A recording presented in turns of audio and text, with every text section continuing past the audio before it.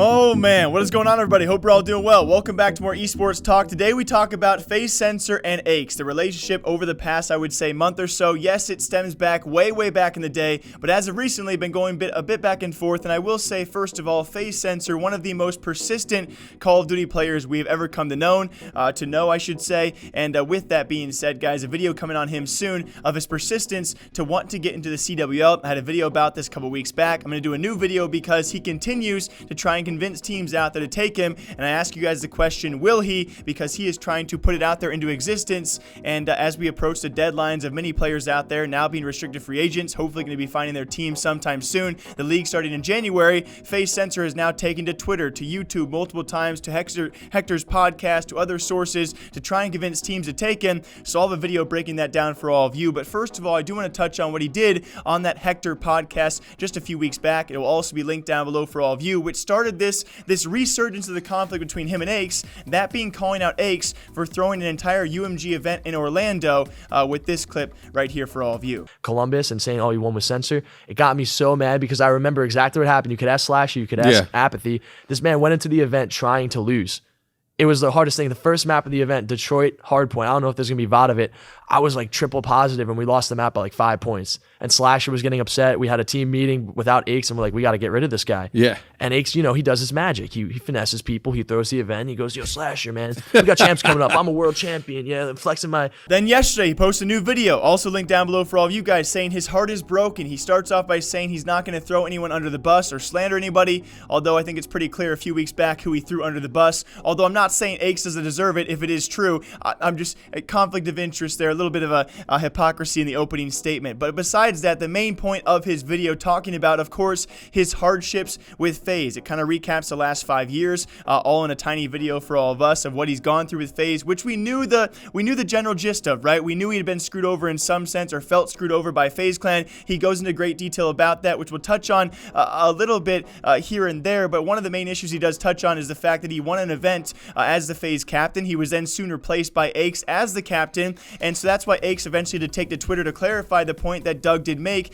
as Doug did state that yes, his captainhood was actually taken away by Aches, although Aches took to Twitter to clarify he never asked for this. It was actually Banks and the team reaching out to him saying, hey, like, we want you to be the captain. He did not ask for this, although Censor then adds on to the fact that once Aches was captain, he knew he would be replaced on that lineup because Aches did not want to play with him, which eventually did come to fruition. And why I'm having this as a video idea is because what Aches then said before this actually on Twitter is the fact is this. Doug talked about the hardships and the bad business decisions made by FaZe, the kind of immature handling of all the decisions they actually made with Censor, which is obvious, right? FaZe Censor's video was not targeting Aches. I don't believe so. Aches, though, did take her time to respond and say, hey, if you felt so wronged by FaZe Clan, why did you not leave FaZe Clan? Why did you continue to stay attached to them? Censor actually did touch on this in his video a little bit, saying, you know, who would leave FaZe, right? Obviously, if he wanted to play for other teams out there, they were going to make him leave FaZe Clan, but who wants to do that? He has greatly benefited from that name being attached to his name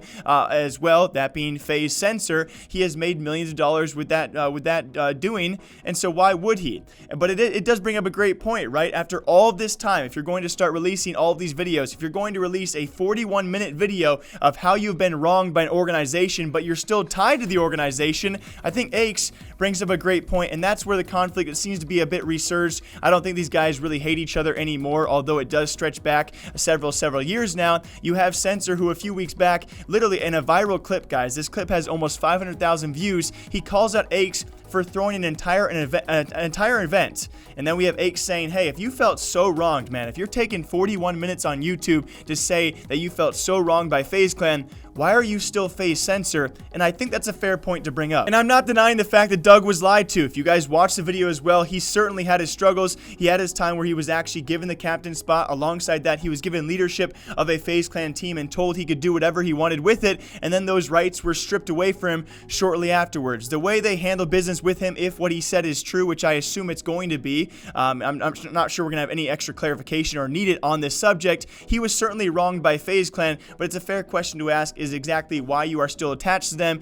You can't have the best of both worlds, right? You can't get as much as you want out of FaZe Clan and then hence after trash talk them. I'm very curious what his future will be, both when it comes to Call of Duty and being a professional, if he wants to play for a CWL team, and his future inside FaZe. If you're going to make a video about this and make it very public that they did you wrong, but also say you love the guys, it's very confusing for a fan. It's very confusing for a viewer. I don't know how I'm supposed to react to this. So in closing points, guys, I don't think the Aches versus Censor rivalry is that deep of one, but I think both sides do make their fair points, especially when Aches does say, why are you still a part of FaZe Clan? But even furthermore, I think even more importantly, we ask the question of the future of FaZe or Doug Censor Martin. What will it be? Will it be inside FaZe Clan? Will it be a professional Call of Duty player? Will it be a YouTuber? The question does continue, guys. You, of course, can leave your thoughts and comments down below on this confusing issue. A video coming tomorrow, guys. We're going to break down the persistency of Doug and when it comes to trying to play for a professional Call of Duty team. As always, my name is Jake. I hope you guys all enjoy the esports and gaming news here every single day. Thank you all lately, guys, for the subs, the likes, the comments. You guys have been amazing, and I hope you guys all do enjoy the continuing content. Until next time, take care. I'll see you guys soon.